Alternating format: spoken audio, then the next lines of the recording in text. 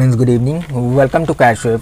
Friends, आप लोगों का काफ़ी ज़्यादा कमेंट्स आ रहा था कि स्टॉक के ऊपर वीडियो बनाओ, तो आज का ये वीडियो स्टॉक के ऊपर ही होने वाला है। इंडियन स्टॉक मार्केट को हम देखेंगे। मैं आपको बताऊंगा कैसे आप एक स्टॉक को लेकर अपना एक डिसीजन बना सकते हो और कैसे आप उस स्टॉक पर अपने एंटी बना सकते हो। देखो, मेथड वही है जो आप लोगों को पहले मैंने ऑलरेडी शेयर करके रखा हुआ है, बट आप लोगों को शायद ऐसा लग रहा है कि ग्लोबल मार्केट में वो काम करता है बट इंडियन मार्केट में काम नहीं करता है। ऐसा नहीं है, हर एक मार्केट में वो काम करेगा। बट प्रॉब्लम ये है कि जब आप स्टॉक मार्केट में काम करते हो तो ये 6 आवर्स के लिए चलता है, राइट। ये 6 घंटे का मार्केट है, तो इस बीच में क्या होता है, आपके पास उतना टाइम नहीं रहता है कि जिस जगह से आपको एंट्री लेना पड़ता है या फिर जिस जगह के लिए आप वेट करते हो वहाँ तक आते आते शायद वो दिन ख़त्म हो जाता है। एंड इसके अलावा gap up and gap down का थोड़ा बहुत इशू हमें यहाँ पर देखने के लिए मिलता है, जिस वजह से बहुत बार ऐसा होता है कि हमारा जो एरिया होता है वहाँ तक पहुँचता नहीं है या फिर उस एरिया से हम हमारे पोजीशन को बना नहीं सकते, राइट। सो बाकी जो मेथड्स आपको बताया गया है वही मेथड काम करते हैं। मैं आपको दिखाऊंगा कि कैसे आप स्टॉक को पिक करके उसी मेथड को यूज़ करके आप अपना एंटी को बना सकते हो।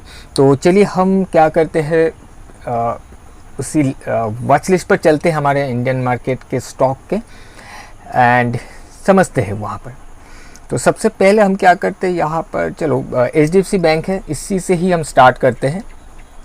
एंड HDFC बैंक को सबसे पहले हम डेली चार्ट पर जाएंगे क्योंकि हमें इसका नैरेटिव को समझना है। मैंने आप लोगों को पहले भी बताया था कि हायर टाइम फ्रेम पर आपको समझना है कि प्राइस में क्या हुआ है और आगे क्या हो सकता है, राइट। आपको स्टॉक से या फिर प्राइस से ही ये पूछना है कि अभी आप क्या करके आए हो, देन आपको ये समझ में आएगा कि नेक्स्ट ये क्या कर सकता है। सो यहाँ पर अगर हम HDFC बैंक को देखें, थोड़ा सा मैं इसको छोटा कर देता हूँ, ओके।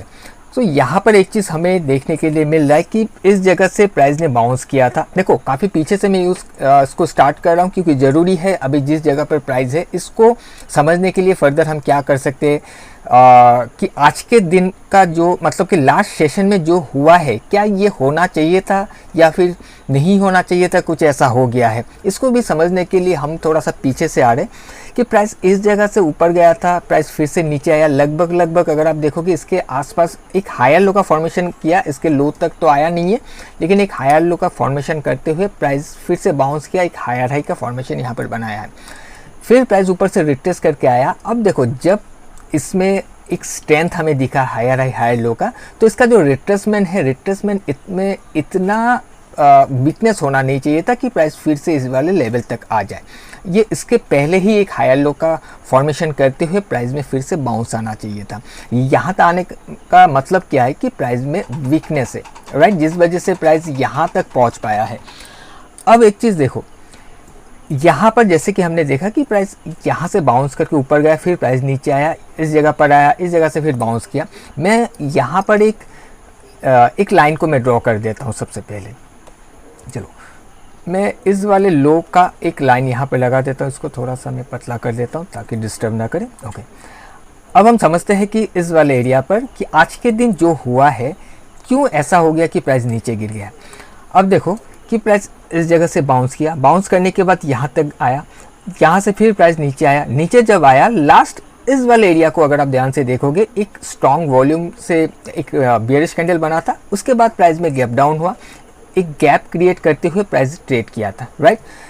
अब मैंने आपको बताया था कि जो गैप होता है बहुत ही इंपॉर्टेंट रोल प्ले करता है, ये एक सपोर्ट या रेजिस्टेंस का काम करता है। अगर मैं इस वाले गैप को ले लूँ तो उसका जो नेक्स्ट डे है, इस वाले दिन को देखोगे तो इसने अपने गैप को फिल किया, राइट। इसने ओपन गैप अप ओपन हुआ, मतलब क्लोजिंग प्राइस के हिसाब से गैप अप ओपन हुआ, इस गैप पर ओपन होके ऊपर से प्राइस नीचे गिरते हुए ट्रेड किया एंड ये जो एक बॉक्स हमने प्लॉट किया था इसके नीचे आकर क्लोज कर दिया। यानी कि जो इसको फिल करना चाहिए था उस एरिया को इसने फिल किया, रेजिस्टेंस लिया एंड प्राइस नीचे आ गया, ठीक है। अब जब प्राइस इसने अपना इस वाले एरिया का काम कर दिया है, मतलब जिसको फिल करना था फिल कर दिया है एंड प्राइस नीचे आकर क्लोज किया, अब नेक्स्ट क्या करना चाहिए, प्राइस को अगर ऊपर भी जाना है तो क्या करेगा, प्राइस को अभी नीचे से लिक्विडिटी कलेक्ट करना पड़ेगा क्योंकि इसने ऑलरेडी यहाँ का जो ऑर्डर से उसने कलेक्ट कर लिया है। अब प्राइस उसको कलेक्ट करने के बाद नीचे ही आएगा, राइट। उसके बाद अगर कोई सेलर यहाँ पर सेल करके गया है, किसी को प्रॉफिट बुक करना है, तो वो नीचे जहाँ पर एक लिक्विडिटी पोल और अवेलेबल ऑर्डर्स मिलेंगे वहाँ पर जाकर अपने प्रॉफिट को बुक करेंगे। वो कहाँ पर मिलेगा? वो मिलेगा ये जो हमने एक लाइन ड्रॉ किया था इसके नीचे। क्यों? क्योंकि इसी जगह से बाउंस किया था, पहले भी हमने देखा इसी जगह से बाउंस किया, तो डेफिनेटली इसके नीचे काफ़ी ज़्यादा ऑर्डर्स होंगे। हमें ये समझ में आ गया। आज ब्रेकडाउन हुआ, मतलब गैप डाउन ओपन हुआ, तो मतलब इसका ऑलरेडी ब्रेकडाउन हो गया। अब चलते हैं हम इसको 5 मिनट्स के टाइम फ्रेम पर और देखते हैं कि 5 मिनट्स में क्या हमें इसमें ट्रेड मिला है या नहीं। ओके, चलिए क्विकली चीज़ों को डिस्कस करेंगे, नहीं तो वीडियो काफ़ी लंबा हो सकता है। ऑलराइट, तो सबसे पहले हम क्या करेंगे, इस वाले दिन का जो लास्ट सेशन था, लास्ट सेशन का जो इंटरडे का चार्ट है उसको थोड़ा सा हम समझते हैं, तब जाकर हमें आज के दिन का जो ट्रेड है वो समझने के लिए मिलेगा। लास्ट सेशन में क्या हुआ, हम इसको थोड़ा सा और भी छोटा करते हैं। अब देखो यहाँ पर एक चीज़ हमें देखने के लिए मिल रहा है, इस दिन जब प्राइस ऊपर से नीचे आया था, ये लास्ट टू लास्ट डे का है, उससे पहले दिन अगर देखोगे यहाँ पर एक स्ट्रॉन्ग कैंडल बना था। अब मैं क्या करता हूँ, इस वाले स्ट्रॉन्ग कैंडल यहाँ पर एक्चुअल में एक इम्बैलेंस बना था, राइट, जिस इम्बैलेंस से इसको सपोर्ट लेते हुए प्राइस को ऊपर बाउंस करना चाहिए था, लेकिन ऐसा नहीं हुआ, ये प्राइस ब्रेक करके नीचे आ गया। अब मैं अगर इसको खींच दूँ, मैं इसका कलर चेंज कर देता हूँ ताकि हमें ये दिख जाए, तो आपको दिखेगा कि इसी इम्बैलेंस पर प्राइस पहुंचा। जैसे पहुंचा यहाँ पर रिजेक्शन आया, रिजेक्शन के साथ प्राइस नीचे गिरा और यहाँ कहीं इसने क्लोजिंग दिया। तो लास्ट सेशन का ये कुछ हमें समझ में आ रहा है कि इसने ऊपर रेजिस्टेंस लिया, रेजिस्टेंस लेके नीचे आकर क्लोज किया। बाकी टाइम इसने क्या किया है, बाकी टाइम अगर आप देखोगे कि प्राइस जब ऊपर से नीचे आया था, फिर यहाँ से एक बाउंस हमें देखने के लिए मिला। इस बाउंस में प्राइस ने इस इंटरनल स्ट्रक्चर में जो हाई बना था, इस हाई के ऊपर का लिक्विडिटी को ग्रैब किया। और इसको मैं क्यों ग्रैब बोल रहा हूँ, क्योंकि प्राइस ऊपर जब गया था एक स्ट्रॉन्ग वीक बनाकर प्राइस नीचे आ गया। इतना ही स्ट्रॉन्ग कैंडल है तो इसके बाहर जाकर क्लोजिंग होना चाहिए था, ऐसा कुछ नहीं हुआ। ऊपर से रिजेक्ट होते हुए प्राइस नीचे आकर क्लोज हुआ एंड उसके बाद जहाँ से उठने की कोशिश किया था इसके नीचे आकर भी इसने क्लोज कर दिया था, राइट। अब जब इसने क्लोज किया उस दौरान भी प्राइस में हमें एक इम्पल्सिव मूव देखने के लिए मिला। इस वाले एरिया पर स्ट्रॉन्ग कैंडल बना, जिस दौरान इसने इस इंटरनल स्ट्रक्चर का जो लो है इसको भी ब्रेक करके नीचे आकर क्लोज किया। अब मैं क्या करता हूँ, यहाँ पर एक ऑर्डर ब्लॉक का फॉर्मेशन है, इस वाले ऑर्डर ब्लॉक को मैं ड्रॉ करता हूँ। आज का ओपनिंग मतलब लास्ट ट्रेडिंग सेशन का जो ओपनिंग है, यहाँ ओपन होने के बाद प्राइस ऊपर गया। देखो हमारा व्यू क्या था कि प्राइस को नीचे आना चाहिए, अगर नीचे आएगा तो कोई ना कोई इंपॉर्टेंट लेवल से रेजिस्टेंस लेगा, रेजिस्टेंस लेते हुए प्राइस नीचे आ जाएगा, राइट। एंड प्राइस ओपन होकर भी हमें ये कंफर्म किया कि प्राइस अपना वीक जोन पर ओपन हो रहा है, यानी कि रेजिस्टेंस जहाँ से लेकर नीचे आया था उसके नीचे ही ओपन हो रहा है। अब प्राइस ओपन होने के बाद ऊपर गया, एग्जैक्टली इसी वाले लेवल को हिट किया। हिट करते ही प्राइस में देखिए एक फॉल हमें देखने के लिए मिला। इस कैंडल का जो ग्रीन कैंडल आपको यहाँ पर दिख रहा है, सेकंड ग्रीन कैंडल, इस कैंडल के पूरे बॉडी को एनगल्फ करते हुए नीचे आकर क्लोज कर दिया।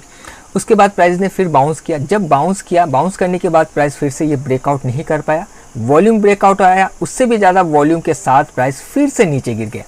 अब यहाँ पर मैं और एक लाइन को ड्रॉ करता हूँ जो कि इस थर्ड जो रेड कैंडल बना हुआ है, इस कैंडल का लो, जिस कैंडल के लो से प्राइस ने सपोर्ट लेने की कोशिश किया था, बट ये कंटिन्यू नहीं कर पाया। इस सपोर्ट को फिर से ब्रेक डाउन करके नीचे आकर क्लोज हो गया।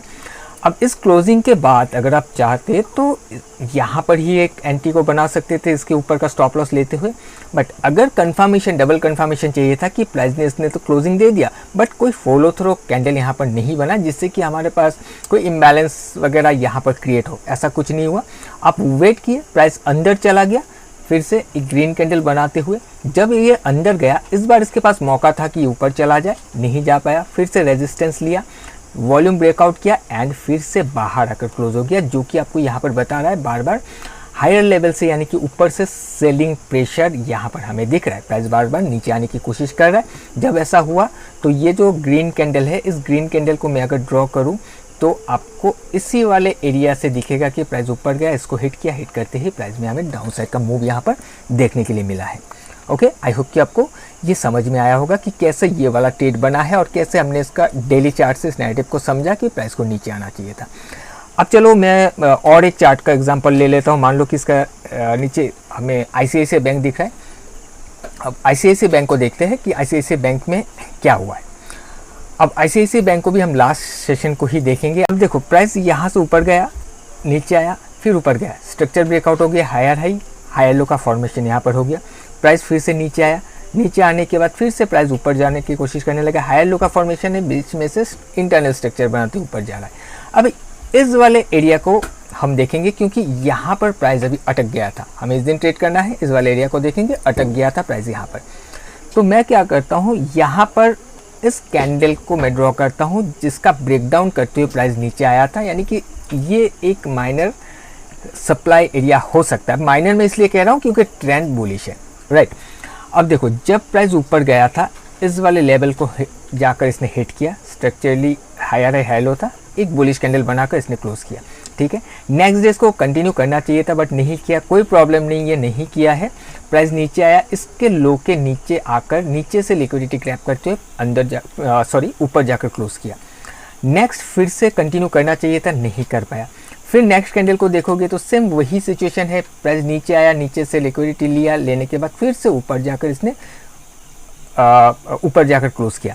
अब ये बार बार लिक्विडिटी को कलेक्ट कर रहा है, ये कहाँ से कर रहा है उसको भी अगर थोड़ा सा हम देखने की कोशिश करें, कोई इंपॉर्टेंट एरिया है क्या? जी हाँ, यहाँ पर एक गैप बना कर गया था, जिस गैप पर आते ही इसको बार बार सपोर्ट मिल रहा था, राइट।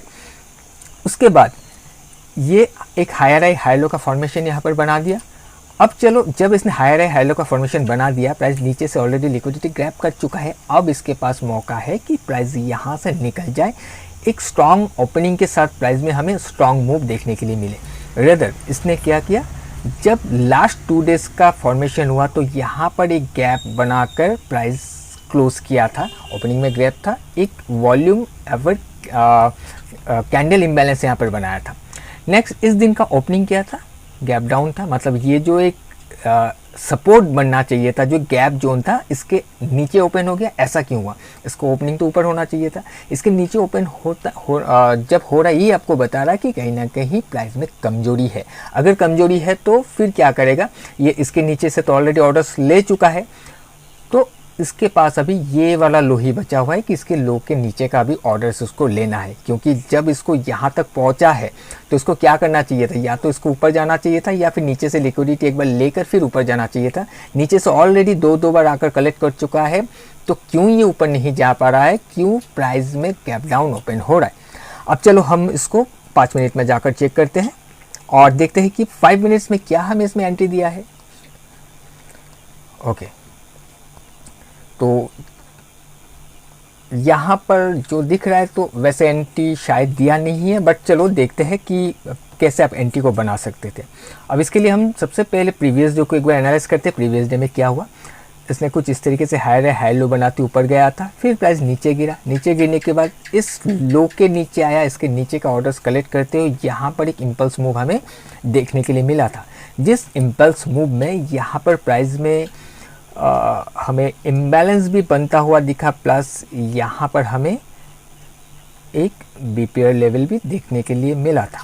ओके, सो अगर ये इम्बैलेंस है या फिर बीपीआर लेवल जो भी, तो हमारे लिए ये डिमांड एरिया होना चाहिए। तो प्राइस जब इस यहाँ ट्रेड कर रहा है तो तब तक हम इसको छेड़खानी नहीं कर सकते, मतलब हम इसको ट्रेड नहीं कर सकते कि हम इसको शॉर्ट कर दें। नो डाउट ओपनिंग जो है नेगेटिव है, लेकिन हम इसको शॉर्ट नहीं कर सकते क्योंकि ये सपोर्ट बन सकता है। हम यहाँ पर शॉर्ट कर देंगे, शायद इस पर आकर सपोर्ट लेकर प्राइस एक बार ऊपर जाए, ऊपर से लिक्विडिटी कलेक्ट करे, फिर प्राइस गिर जाए, ऐसा भी हो सकता है, जिस वजह से यहाँ पर हम कोई भी एक्शन नहीं ले सकते। हम कब लेंगे एक्शन, जब ये ब्रेकडाउन हो जाएगा एक इम्पल्स मूव यानी कि डिस्प्लेसमेंट के साथ।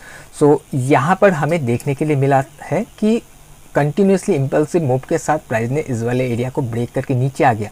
अब हमें रिट्रेसमेंट चाहिए ताकि हम एक प्लान कर सके डाउन साइड के लिए, जो कि यहाँ पर हुआ नहीं है, तो ये ट्रेड हमें मिला नहीं है। देखो हर बार मिलेगा ही ऐसा नहीं है, बट आपका जो व्यू था डेली चार्ट के हिसाब से वो सही निकला कि प्राइस को नीचे आना चाहिए था, क्योंकि बार बार इतना बार मौका था, ये ऊपर नहीं जा पाया, ओपनिंग फिर इसने नेगेटिव ओपनिंग दिया तो प्राइस को नीचे आना चाहिए, नीचे ही आया, बट इतना ही है कि इसने कोई मौका नहीं दिया हमें ट्रेड करने के लिए। एग्रेसिव अगर जाना चाहते तो अलग बात है कि चलो एग्रेसिवली हम यहाँ पर ट्रेड कर ले, शायद ये इसको उतना ज़्यादा इफेक्ट नहीं करेगा, वो अलग बात है, वो सोच। लेकिन अगर आप एक डिसिप्लिन वे में जाओगे तो फिर यहाँ पर ट्रेड नहीं बनता है।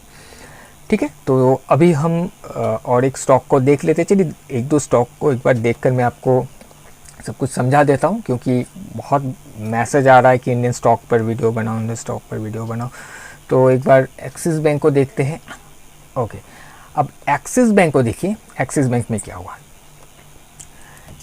यहाँ से प्राइस थोड़ा सा इस जगह पर साइडवे था। साइडवे होने के बाद यहाँ पर हमें फर्स्ट टाइम दिखा हायर हाई हायर लो और स्ट्रॉन्ग एक कैंडल यहाँ पर देखने के लिए मिला। उस दौरान प्राइस में क्या हुआ, एक गैप बनाकर गया है, एक वॉल्यूम या फिर कैंडल इम्बैलेंस यहाँ पर बनाया था, एंड उसके बाद प्राइस में एक साइडवे कैंडल बना। अब जब इसने ये जो कैंडल बनाया था, तो उस दौरान मैं यहाँ पर अगर एक एरिया को यहाँ कहीं से प्राइस में हमें गैप डाउन के बाद ये फॉल देखने के लिए मिला। मतलब गैप डाउन मतलब इस वाले एरिया को ब्रेक करने के बाद जब प्राइस नीचे आया था। ठीक है, अब जब प्राइस ऊपर गया तो एक्चुअल में सबसे पहले तो इसको इस वाले लेवल को हिट करना चाहिए था, लेकिन इसने टच नहीं किया। कुछ पॉइंट तक जाकर इसने क्लोज कर दिया। अब हो सकता है कि इसका अगर आप थोड़ा सा छोटे टाइम फ्रेम पर जाओगे, 4 घंटा या 1 घंटा, तो आपको इस वाले एरिया पर कोई स्ट्रॉन्ग रेजिस्टेंस मिल सकता है। मैं अभी फ़िलहाल नहीं जा रहा हूँ, बट मिल सकता है। अब हमें इस वाले दिन को चेक करना है, तो हम इसको थोड़ा सा एनालाइज करते हैं अभी कि प्राइस जब यहाँ पर जाना चाहिए था नहीं गया। यहाँ पर एक इनसाइड कैंडल बन गया जो कि नीचे से रिजेक्शन है। अब नीचे से रिजेक्शन है, फिर एक कैंडल बन गया जो कि इनसाइड कैंडल है, फिर एक कैंडल बन गया जो कि इनसाइड कैंडल है। उस दौरान अगर आप देखोगे तो कुछ हायर लो का फॉर्मेशन ऐसे हो रहा है, लोअर हाई का फॉर्मेशन ऐसे हो रहा है, यानी कि ऊपर भी लिक्विडिटी नीचे भी लिक्विडिटी, दोनों तरफ ऑर्डर्स क्रिएट किया जा रहा है। अब प्राइस या तो इस वाले एरिया का लिक्विडिटी को लेगा या फिर इस वाले एरिया का लिक्विडिटी को लेगा, किसी ना किसी साइड का उसको ऑर्डर्स को लेना है। अब हमें ये देखना है कि कौन सा एरिया का सबसे पहले लेना है। तो प्राइस को अगर ऊपर जाना है, सिंपल है, देखो प्राइस को अगर ऊपर जाना है तो क्या करेगा, नीचे आकर इसने नीचे का ऑर्डर्स को कलेक्ट करते हुए ऊपर जाना है। ठीक है, अब अगर नीचे आना है तो क्या इसके पास कोई रीज़न है प्राइस नीचे आने का? हाँ, रीज़न क्या है, एक तो ये लिक्विडिटी है, दूसरा ये कि ये गैप एरिया जो है, इस गैप को भी इसको फिल करना है, और इसी गैप एरिया को फिल करने के लिए प्राइस नीचे आया हुआ है। तो अगर ऐसा है, इसको नीचे आना है, तो इंट्राडे में ये हमें कोई कंफर्मेशन अगर देता है शॉर्ट साइड के लिए, तो हम इंट्राडे में इसको शॉर्ट साइड के लिए प्ले कर सकते हैं। तो चलिए हम इसको चेक करते हैं कि 5 मिनट्स में जाकर क्या हमें इसमें इंट्राडे में कोई मौका मिला है या नहीं। तो उसके लिए सबसे पहले हम क्या करेंगे, इसके पहले दिन को थोड़ा सा एनालाइज करते हैं। पहला दिन में क्या हुआ, सो यहाँ ओपन होने के बाद प्राइस में यहाँ पर ये जो सेशन है, हम कह सकते हैं लगभग ये एक कंसोलिडेशन एरिया ही आप कह सकते हो, क्योंकि एक के साथ एक कैंडल चिपका हुआ है, ऊपर जा रहा है नीचे आ रहा है, ऐसा हो रहा है। इस जगह से हमें एक इम्पल्स मूव देखने के लिए मिला, स्ट्रॉन्ग वॉल्यूम के साथ प्राइस नीचे आया, एंड उसके बाद प्राइस एकदम से पलट गया, फिर से अपसाइड में एक इम्पल्स मूव के साथ प्राइस फिर से ऊपर चला गया था। सो उस दौरान क्या हुआ, यहाँ पर प्राइस में एक इम्बैलेंस का फॉर्मेशन हुआ, एंड अगर उसके अलावा देखोगे तो हम बीपीआर लेवल भी कह सकते हैं कि बीपीआर लेवल का भी यहाँ पर हमें एक फॉर्मेशन बनता हुआ दिखा, एंड क्लोजिंग इसके ऊपर था। तो प्राइस को अगर ऊपर जाना है तो इसी वाले एरिया से सपोर्ट लेकर ऊपर जाना पड़ेगा, बट यहाँ पर क्या हुआ, प्राइस ब्रेकडाउन करके नीचे आ गया। अब आपको चाहिए था कि प्राइस नीचे आए, क्योंकि नीचे एक गैप पड़ा हुआ है, इस गैप पर आने के बाद प्राइस ऊपर जाए, राइट। इस गैप पर आने के बाद प्राइस ऊपर जाए, तो उस दौरान अगर आपको कोई शॉर्ट का मौका मिले तो आप कर सकते हो। तो ये ओपन होते ही प्राइस नीचे तोड़ ताड़ कर नीचे आ गया, एंड उसके बाद इसको थोड़ा सा बड़ा करते हैं, एंड उसके बाद अगर आप देखोगे तो इस जगह से प्राइस में एक हायर लो का फॉर्मेशन किया। हायर लो फॉर्मेशन करने के बाद प्राइस ने इस नेक्स्ट थर्ड कैंडल में देखोगे तो नीचे आकर स्विप करके ऊपर जाकर क्लोज किया। तो अगर स्विप करके नीचे क्लोज किया तो इसके नीचे का जो ऑर्डर्स है वो कलेक्ट कर चुका है, तो इसको अभी हायर हाई बनाना चाहिए था, नहीं बनाया। स्ट्रॉन्ग एक रेड कैंडल यानी कि एक बेयरिश कैंडल बनाकर नीचे आकर क्लोज कर दिया। उस दौरान हमें इस वाले कैंडल का ब्रेकडाउन यहाँ पर देखने के लिए मिला था, एंड उस ब्रेकडाउन के बाद अगर आप चाहते तो यहाँ पर कहीं पर भी अपना एंट्री बना सकते थे, या फिर थोड़ा कंफर्मेशन चाहिए था तो ये जो कैंडल है एक स्ट्रॉन्ग वॉल्यूम के साथ एक कैंडल बना था, उसके बाद और भी ज़्यादा वॉल्यूम के साथ प्राइस नीचे आ गया, जिस दौरान प्राइस ने उसके प्रीवियस कैंडल को एनगल्फ कर दिया। उसके बाद भी आप चाहते तो यहाँ पर एक एंट्री बना सकते थे। जहाँ तक भी गया है आपका टारगेट कहाँ होना चाहिए था, ये वाला जो जोन है, जो गैप एरिया है, यहाँ तक होना चाहिए था कि इस गैप तक आए, बट आया नहीं, उससे पहले ही मुड़ गया। बट कुछ ना कुछ ज़रूर आपको यहाँ से देकर गया है, राइट।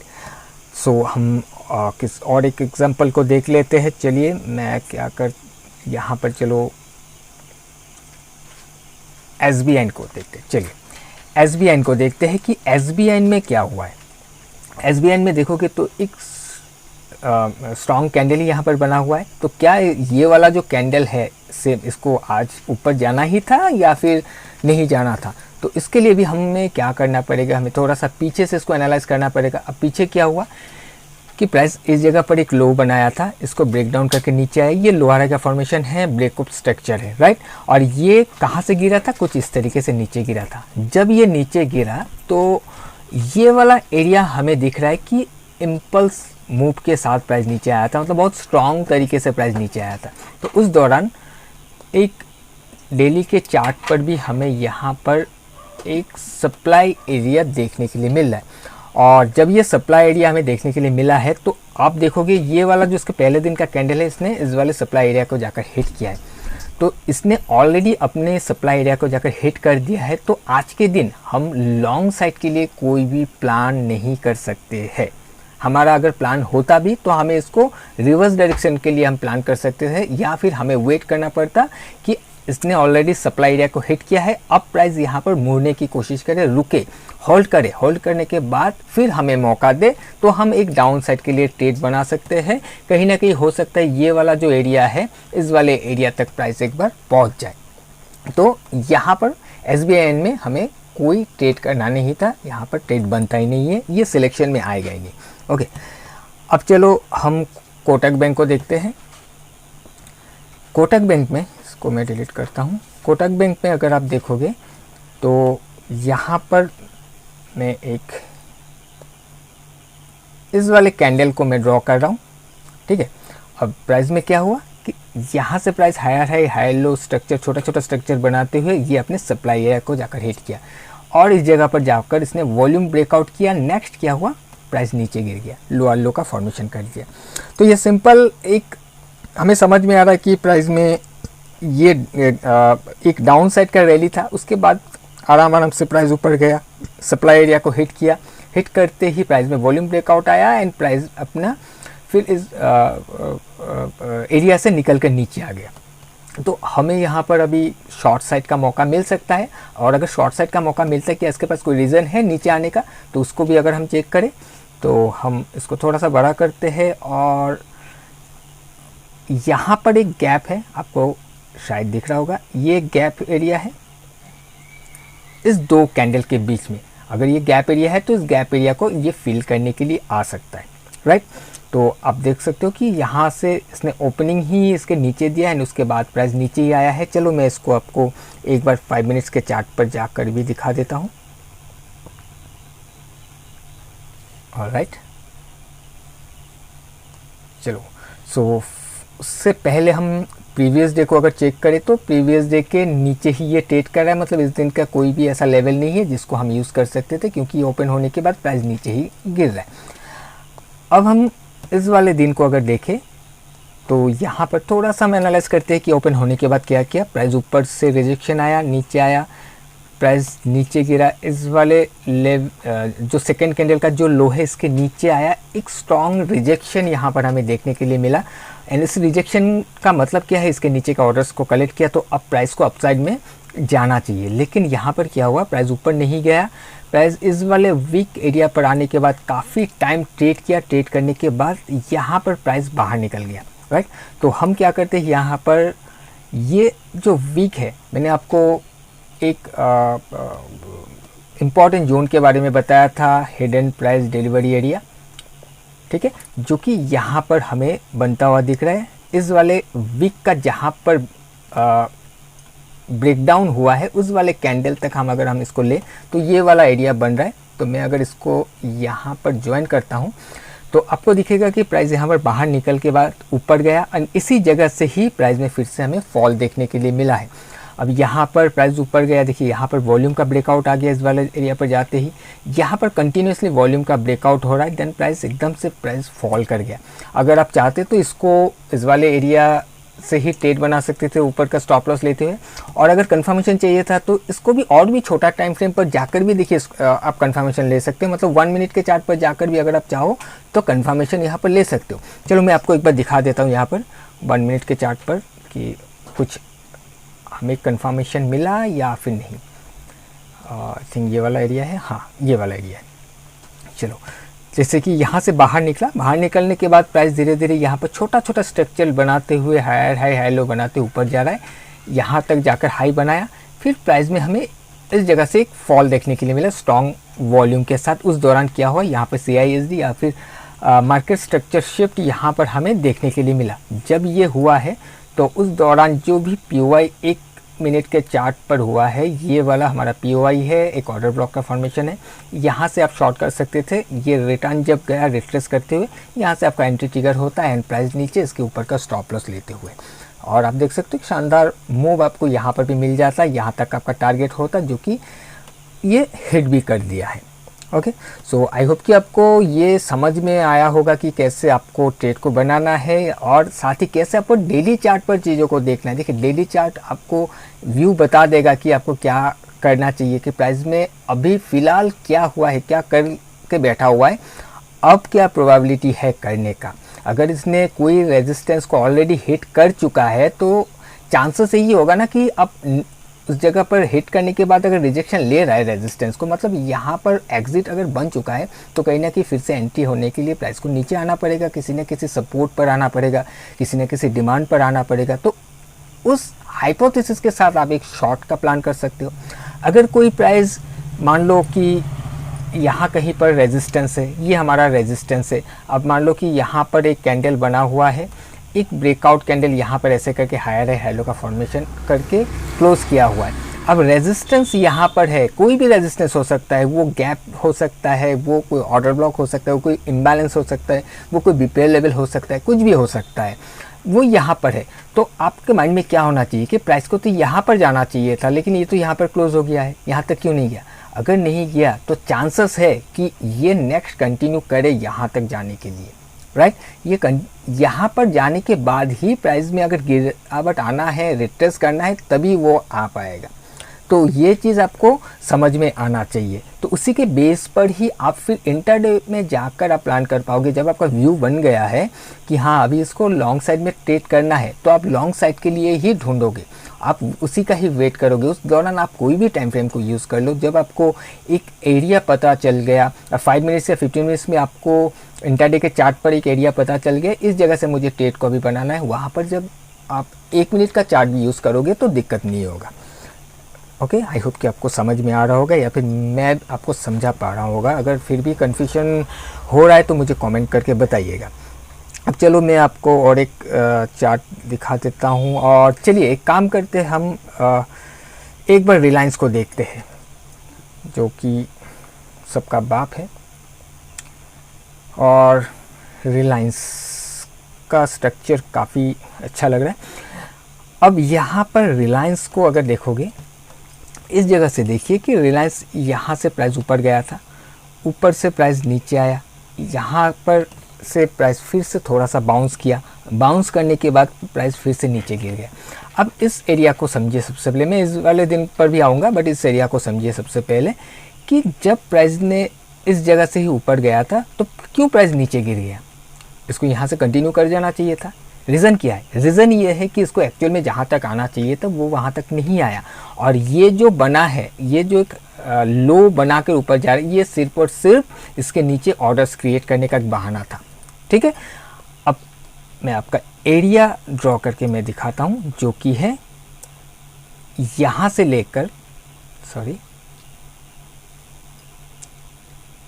ये यहाँ से लेकर ये जो गैप एक बना हुआ है यहाँ पर आपको दिख रहा है, ये गैप मैं पूरा यहाँ पर ले लेता हूँ। ओके, देखो ये गैप है, साथ ही ये एक ऑर्डर ब्लॉक भी है। अब इसी गैप पर आने के बाद प्राइस फिर से यहाँ से बाउंस करके ऊपर गया, इसके नीचे ऑर्डर्स क्रिएट किया। ऑर्डर क्रिएट करने का रीज़न क्या है? ताकि इसके नीचे लिक्विडिटी उस ऑर्डर को यहाँ पर ग्रैब किया जाए, लोअर लेवल पर आकर बाई किया जाए। राइट। लोअर लेवल पर बाई करने के लिए सेलर्स तो होना पड़ेगा ना, जिस वजह से ये ऑर्डर को यहाँ पर क्रिएट किया है और इसको हिट करने के बाद, ऑर्डर्स कलेक्ट करने के बाद ही प्राइस अपसाइड में मूव किया हुआ है। सो अगर आप इस जगह पर देखोगे कि प्राइस जब यहाँ पर आया, ये कैंडल बना, एक स्ट्रॉन्ग रेड कैंडल बना है। अब नेक्स्ट डे प्राइस क्यों रुक गया है? इसको तो कंटिन्यू करना चाहिए था, इसने अपना इस वाले एरिया पर आना चाहिए था। ये आगे अपना काम कर दिया है, प्राइस अभी रुक गया है, तो आपके माइंड में ये आना चाहिए कि अब प्राइस अपसाइड में जाना चाहिए और ये जो कैंडल जिसको ब्रेक डाउन करके आया है, जो गैप बना हुआ है, इस गैप को फिल करना चाहिए, जो कि इसने बखूबी करके यहाँ पर दिखाया है। उसके बाद प्राइस देखिए ऊपर गया, जब ऊपर गया इसको टकराते ही प्राइस नीचे गिर गया, इसका स्ट्रक्चर ब्रेकआउट नहीं कर पाया, जिस वजह से प्राइस फिर से इस वाले लो के नीचे आना पड़ा। अगर ये ब्रेकआउट होकर ऊपर क्लोज हो जाता तो शायद प्राइस इसके नीचे नहीं आता, एक हायर लो का फॉर्मेशन करते हुए इस वाले एरिया का नीचे का लिक्विडिटी लेते हुए प्राइस में एक नया हाई बनने का कोशिश यहाँ पर होता, लेकिन ऐसा कुछ नहीं हुआ क्योंकि इसने इसका हाई ब्रेकआउट नहीं कर पाया, तो इसको इसके लो के नीचे आना पड़ा। क्यों आना पड़ा? क्योंकि इसके नीचे ऑर्डर्स और भी ज़्यादा क्रिएट हुआ है उसको ग्रैब करने के लिए। अब देखो, जब यहाँ से उठना स्टार्ट किया है, प्राइस ऊपर गया, नीचे आया, फिर ऊपर गया। जब नीचे आया है तो हम अभी एक नया लेवल यूज़ कर लेते हैं, क्योंकि ये ऑलरेडी पीछे का लेवल विजिट हो चुका है। तो हम जब नया एक एरिया लेते हैं तो ये इसको हम ले सकते हैं, एक गैप है, इसके साथ ये कैंडल को पूरा भी ले सकते हैं। चलिए गैप में दिखा रहा हूँ तो मैं गैप को ही यूज़ कर लेता हूँ।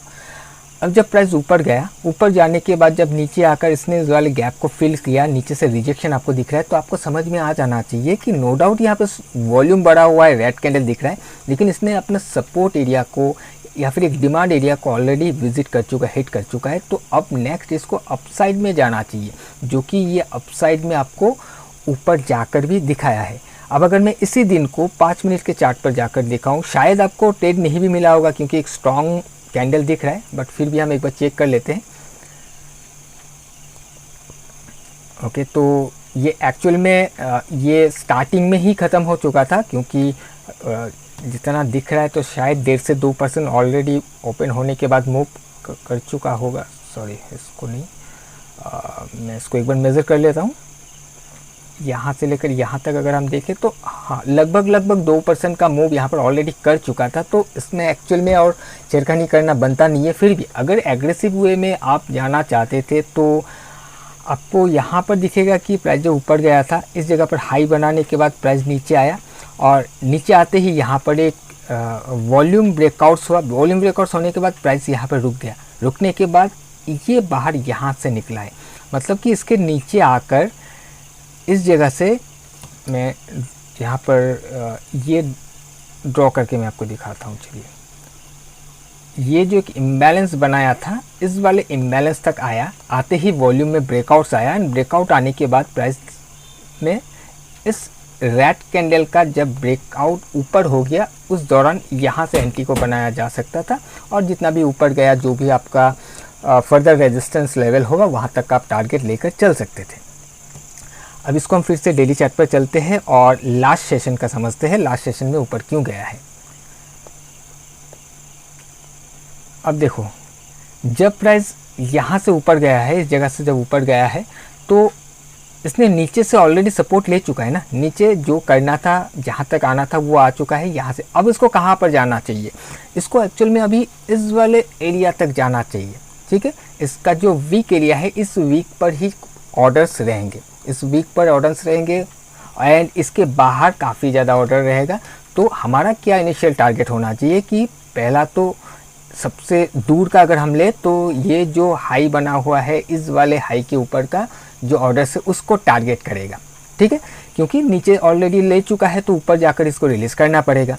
दूसरा, अगर हम इस वाले वीक को, इस वीक को जो कि एक रिजेक्शन ब्लॉक होता है, इस वीक को हम बॉक्स, इसको मैं हटा देता हूँ, मैं इसको लगाता हूँ, मान लो मैं इसको लगा देता हूँ, तो आपको दिखेगा कि ये जो रिजेक्शन ब्लॉक है, इस रिजेक्शन ब्लॉक का जो ये प्रीमियम एरिया है, एग्जैक्टली ये प्रीमियम एरिया तक जाकर ही रुक गया है। अब प्रीमियम एरिया का मतलब क्या है कि ये महंगा एरिया है जहाँ से प्राइस में फिर से सेलिंग आ सकता है, जो कि इस वाले लाइन के ठीक नीचे आ रहा है। सबसे पहले ये आ रहा है, तो सबसे पहला हर्डल ये बनेगा, ठीक है।